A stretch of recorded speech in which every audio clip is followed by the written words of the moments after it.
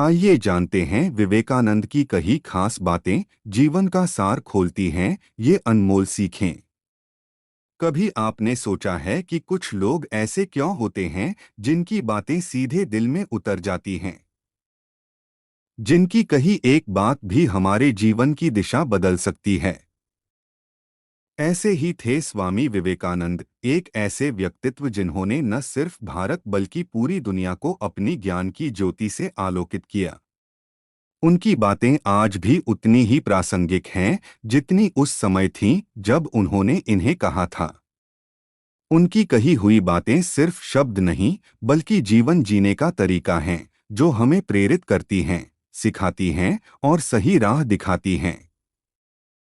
आज हम उन खास बातों पर नजर डालेंगे जो स्वामी विवेकानंद ने हमसे कही हैं, और यह समझने की कोशिश करेंगे कि कैसे ये बातें हमारे जीवन को बेहतर बना सकती हैं।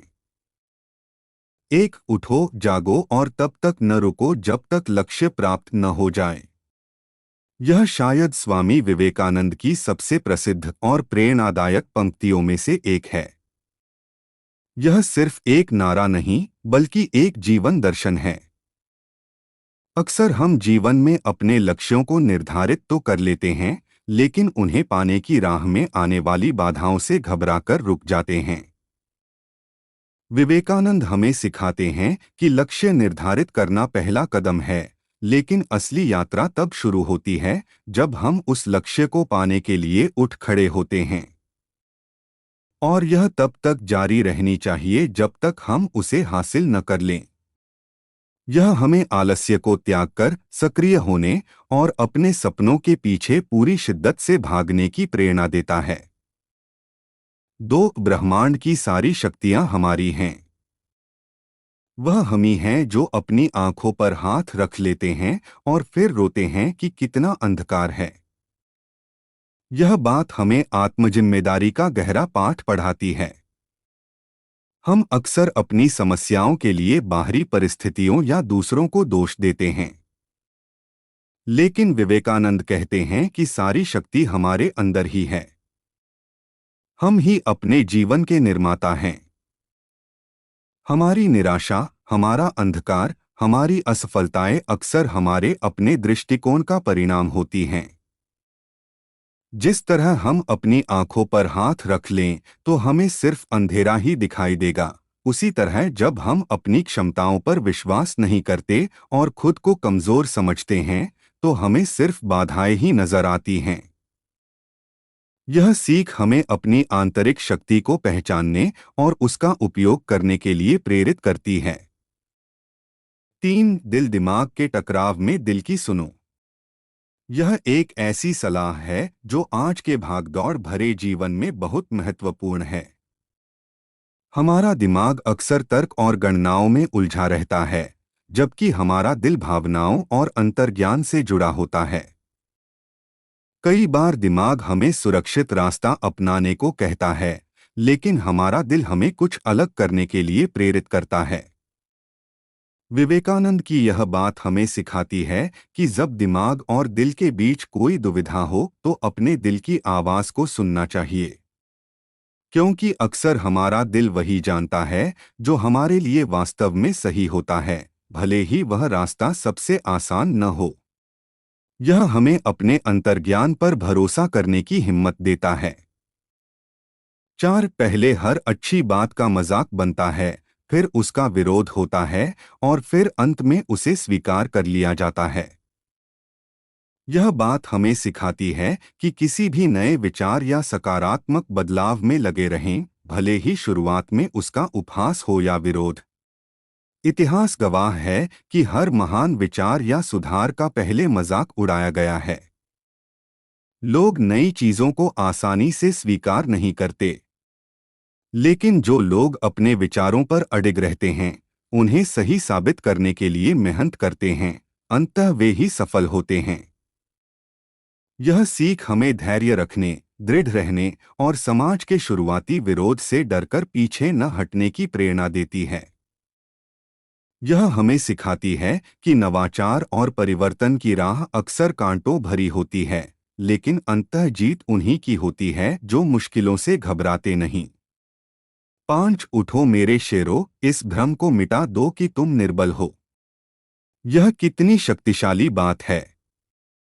अक्सर हम खुद को कमजोर, असहाय और लाचार महसूस करने लगते हैं। हम यह भूल जाते हैं कि हम भारतीय, हम मनुष्य, हमारे अंदर अपार शक्ति और क्षमताएं छिपी हैं। विवेकानंद हमें संबोधित करते हुए कहते हैं, उठो मेरे शेरों। यह हमें हमारी जन्मजात शक्ति का एहसास दिलाता है। यह हमें उन मिथकों और भ्रांतियों को तोड़ने के लिए प्रोत्साहित करता है जो हमें कमजोर महसूस कराती हैं। यह एक गर्जना है जो हमारे भीतर सोई हुई ऊर्जा को जगाती है और हमें अपनी वास्तविक क्षमता को पहचानने के लिए प्रेरित करती है। 6 जो तुम सोचते हो वह हो जाओगे। यदि तुम खुद को कमजोर सोचते हो, तुम कमजोर हो जाओगे। अगर खुद को ताकतवर सोचते हो, तुम ताकतवर हो जाओगे। यह सकारात्मक सोच की शक्ति का सबसे प्रबल उदाहरण है। हमारे विचार हमारे जीवन को आकार देते हैं। अगर हम लगातार नकारात्मक और कमजोर विचारों में घिरे रहेंगे, तो हम वैसे ही बन जाएंगे। लेकिन अगर हम खुद को सक्षम, बुद्धिमान और शक्तिशाली मानने लगें, तो धीरे धीरे हम वही बन जाएंगे। यह लॉ ऑफ अट्रैक्शन का एक रूप है जो बताता है कि हम जो भी सोचते हैं, उसे अपनी ओर आकर्षित करते हैं। यह सीख हमें अपने विचारों पर सचेत रहने और सकारात्मक दृष्टिकोण अपनाने के लिए प्रेरित करती है। 7 पढ़ने के लिए जरूरी है एकाग्रता, एकाग्रता के लिए जरूरी है ध्यान। आज के डिजिटल युग में जहां ध्यान भटकना बहुत आसान है, यह बात बहुत प्रासंगिक है। हम अक्सर पढ़ते तो हैं, लेकिन दिमाग कहीं और होता है। विवेकानंद बताते हैं कि ज्ञान प्राप्त करने के लिए केवल किताब खोलकर बैठ जाना काफी नहीं है। इसके लिए एकाग्रता की आवश्यकता है, यानी उस समय केवल वही काम करना जिस पर ध्यान केंद्रित है। और एकाग्रता को पाने का सबसे प्रभावी तरीका है ध्यान। ध्यान हमें अपने मन को शांत करना सिखाता है, जिससे हम किसी भी कार्य पर बेहतर ढंग से ध्यान केंद्रित कर पाते हैं। यह हमें सिखाता है कि सच्ची शिक्षा के लिए आत्मानुशासन और मानसिक नियंत्रण आवश्यक है। 8 एक समय में एक ही काम करो और उस समय अपनी पूरी आत्मा उसमें डाल दो। यह बात हमें मल्टीटास्किंग के मायाजाल से बाहर निकलने और डीप वर्क पर ध्यान केंद्रित करने की सलाह देती है। हम अक्सर एक साथ कई काम करने की कोशिश करते हैं, लेकिन किसी भी काम को पूरी तरह से नहीं कर पाते। विवेकानंद कहते हैं कि जब आप कोई भी काम करें, तो उसे पूरी तन्मयता से करें। अपनी पूरी ऊर्जा, अपना पूरा ध्यान, अपना पूरा अस्तित्व उस एक काम में लगा दें। जब आप ऐसा करेंगे, तो वह काम असाधारण रूप से अच्छी तरह से होगा और आप उसमें गहराई से आनंद भी लेंगे। यह हमें कार्यक्षमता और पूर्णता का पाठ पढ़ाता है। 9 संभव की सीमा जानने केवल एक ही तरीका है, असंभव से आगे निकल जाना। यह चुनौती को स्वीकार करने और अपनी सीमाओं को पार करने की प्रेरणा है। हम अक्सर संभव और असंभव के बीच एक रेखा खींच देते हैं और उसी के भीतर रहने की कोशिश करते हैं। लेकिन विवेकानंद हमें सिखाते हैं कि अपनी वास्तविक क्षमता को जानने का एकमात्र तरीका है उन सीमाओं को चुनौती देना जिन्हें हम असंभव मानते हैं।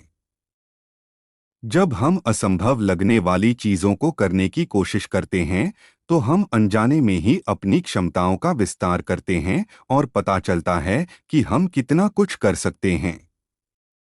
यह हमें जोखिम लेने, प्रयास करने और कभी भी हार न मानने के लिए प्रोत्साहित करता है। 10 अपने आप को निर्बल कहना पाप है।